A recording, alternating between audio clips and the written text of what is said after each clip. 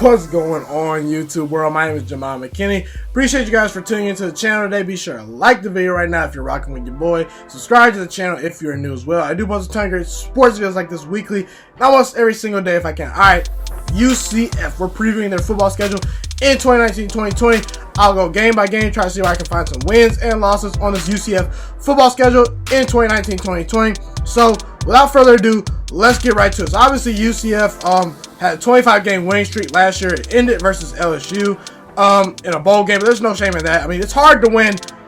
It's really hard to go undefeated in a college football season. The fact that UCF, I understand they were playing some cupcakes. I understand their strength of schedule was not that good. I'm one of the people that's very evident and high on saying that, okay? But just to go 12-0, I mean, 15-0, I mean, to be undefeated for one full season is an accomplishment for any college football season. The fact they won 25 straight games is amazing. I mean, that's crazy. So, congrats to UCF on that streak. And I understand it got broken, but you get the point. Now, as far as 2019-20 goes, you return 8 players on offense and 6 players on defense, but you do lose some key offensive players. You know, you lose Wyatt Miller, your offensive tackle. You do lose Tyus Davis. You do lose Titus Davis, your DN, and you lose AJ Wooden, your D tackle from last year, okay? Now, obviously, a big loss for them is McKenzie Milton. McKenzie Milton obviously suffered a huge, major knee injury last year. I feel sorry for the guy. Prayers up to you, McKenzie Milton. Hope you get a speedy recovery. I mean, when you watch that video, that just makes you, it makes me excruciating with pain, just watching it. I mean, I imagine the pain he's feeling right now, not being able to play this full season, so I hope he gets better. I really do. But yeah, Brandon Wimbush, who was at Notre Dame a couple years ago, he's a solid quarterback. I think he's limited, but he can run around a little bit. He showed some improvements in this past year as far as throwing a little bit, but again, I mean, he's going to be playing against some weaker competition though. At Notre Dame, he's playing a lot harder competition.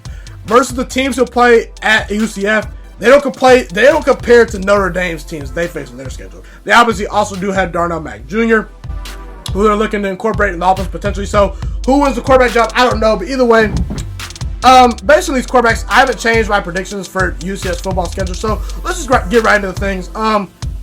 Florida A&M to start the year at home, at Florida Atlantic, Stanford, and then you got at Pittsburgh. And you know, I'm actually gonna go over the UConn game too. I'm gonna go over the UConn game too. You play UConn at home. In those 5 games, I think you will be 5-0. I really do. I think you'll be 5-0. Florida A&M's a decent team.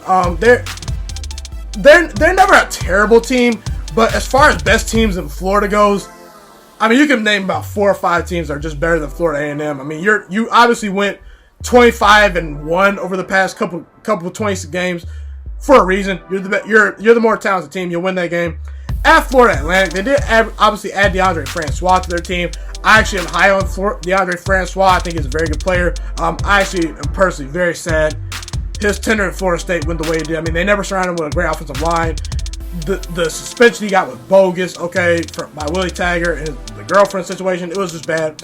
I feel for DeAndre Francois. I hope he balls out this year. But to be Florida Atlantic is not the better team. You'll win that game pretty easily. Now, Stanford at home. This is a very tough game, in my opinion. I think you can potentially lose this game, but Stanford does only return 3 starters on offense. They return 5 stars on defense, okay? I'm not saying Stanford's going to be a terrible team. I like David Shaw. I think their head coach is very good. But it's more of a retooling year, I would say, for Stanford. So, because of that, because you get them at home, I think you win that game. So I got you beating Stanford, okay? Now at Pittsburgh, obviously sort of a tough game as well. Pittsburgh obviously did make the ACC championship game. They got ramrodded and curb stomped by Clemson. But don't let that fool you, the fact they made the ACC title game last year. This is a 7-7 football team from last year. I mean, the ACC is terrible. The fact that Pittsburgh and Syracuse are legitimately the 2nd and 3rd best teams in the ACC is just terrible. So the fact that you travel at Pittsburgh, that does worry me a little bit. Notre Dame did almost lose to Pittsburgh at Pittsburgh last year, but Notre Dame was known to playing down the competition last year. I think you're the better team. I think you win that game. And then you play UConn at home. Listen, UConn's a basketball school.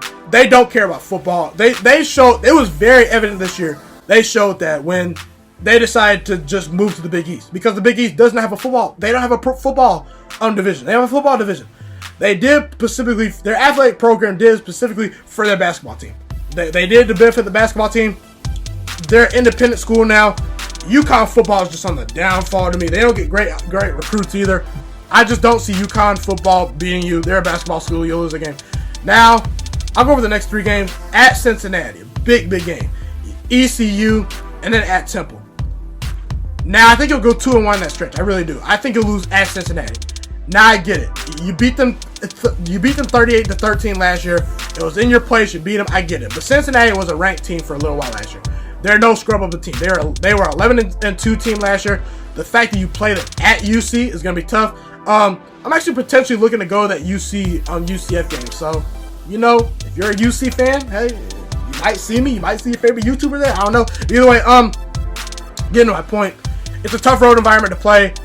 I like Luke Fickell, their head coach there at UC. I think he's doing some very good things. His recruiting has been pretty good. They have some good players. They were an 11-2 team last year. And they were in the game for a little while. You just pulled away from them a little bit. I think this is a field goal to a 6-point game. Something like that.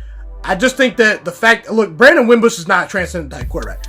Daryl Mack Jr. is not a transcendent type quarterback. People have to realize McKenzie Milton was a special quarterback. It's hard to replace with production. And I just think that you're playing in a tough road environment. It's at UC. If it was in your house, I'd pick you again. I think UC is on one of those college football teams on the uprise a little bit. So I think UC beat you there. But then ECU, you'll win that game. At Temple, you'll win that game. They did beat UC last year. So there's cause for concern there because you play at Temple. But they were an 8-5 football team last year. No reason you can't win that game. Then the next 4 games. Houston, Tulsa, Tulane, South Florida. Now, I think the Houston game can be interesting. I like what Houston's actually doing.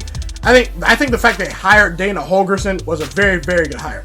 I think Dana Holgorsen is going to start to build a powerhouse in Houston football. He was obviously able to get great recruits at West Virginia University. He did some very good things there. He was able to compete in the Big 12 versus teams like Oklahoma, TCU, some very good teams, Oklahoma State. I think he'll be able to recruit and bring some great players into Houston football. He's a very good head coach.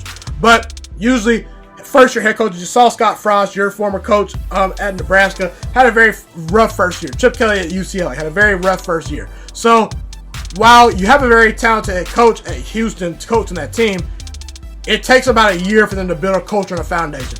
He doesn't have his players yet. The players he's going to inherit are all going to be players that were recruited by other coaches on that coaching staff. It's not his players. It's not players that he recruited for his system. So, I think you'll beat Houston. At Tulsa, at Tulane, not very good teams right there. You'll win the game. South Florida at home. Potentially, if you were at South Florida, I'd pick you to lose this game. But you get them at home. You played them very well. You've beaten them the last couple of years. It's a very winnable game for you this year. I think you beat South Florida. You're at the point now where you're pretty much one of the top 3 or 4 teams in all the state of Florida. Right up there with Florida State. Right up there with the University of Florida itself. UCF's right there. Miami Hurricanes football too. Honestly, for real, based on the way Florida's been competing and losing some games, I think UCF might be the best Florida football program out there. I think UCF could potentially beat Florida. Florida doesn't even have any 5-star recruits anymore. But I'm getting a little bit off topic. You win that game. So as a result of this schedule, I have UCF going 11-1. Only 1 loss on the year at UC. I could potentially see you beating UC. I really do. But I just think the UC... They have some talent on that roster. They brought in Blue Smith, a transfer wide receiver from Ohio State. They have Tavion Thomas, a very good running back. I like their quarterback. It's a tough place to play. You obviously beat them last year. I think they come back and get revenge on you this year. But let's be real. UCF, hey, 11-1 potentially could get you into a New Year's Six Bowl this year. I really do think that. You're probably not going to make the playoffs. It's going to be hard for you to compete for the playoffs just because you played nothing but cupcakes on your schedule. I mean, the toughest team you play is Stanford. So that's not a very good resume booster. That's not going to suit well with the College Football Playoff Committee. You have to, at worst, go undefeated to make the College Football Playoffs. You'll be ranked in the top 10 potentially all year, maybe.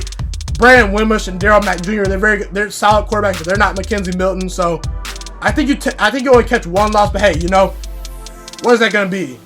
What, over 40 wins and only 1 loss in the last 3 years or so? That's very good. This UCF program is building something special. I love what they're doing. They honestly are a top 2 program in all of Florida, in my opinion. I got respect for UCF. I hope McKenzie Milton comes back healthy next year. And listen, I applaud UCF for scheduling some big-time conference opponents. I mean, out of conference, you play Stanford, okay? You play Pittsburgh. I mean, those are two Power 5 good teams. Those are solid Power 5 teams. So I think that you've done a good job scheduling the teams you can schedule. I like the fact what you've done. And hey, UCF 11-1 for me is appropriate for you guys in 2019 and 2020. So that's a wrap for this video. Be sure to like the video right now if you're rocking with your boy. Subscribe to the channel if you're new as well. I do post a ton of great sports videos like this weekly and almost every single day if I can. It's my favorite thing in the world to do to make these YouTube videos for you guys. I appreciate you guys for tuning in today. Be sure to get people hit to my channel. If you love and enjoy my content, be sure to like, comment, subscribe, share this channel with all your friends. Share it on Facebook, share it on Twitter, share it on Instagram, share it on Snapchat. I want to become a sports analyst one day. I want to do this for a living. I want to make my own. I want to have my own sports network, hopefully one day. I want to have my own radio station one day. I want to be one of the next Colin Cowards. I want to be one of the next Shannon Sharps. I want to be one of the next Skip Baylesses. I want to be one of the next Stephen A. Smiths. So just help this channel grow. The best thing you guys can help me to grow is to tell people about the Juice Alert, my YouTube channel. Thank you guys for tuning in today. Have a blessed day, and I'm out.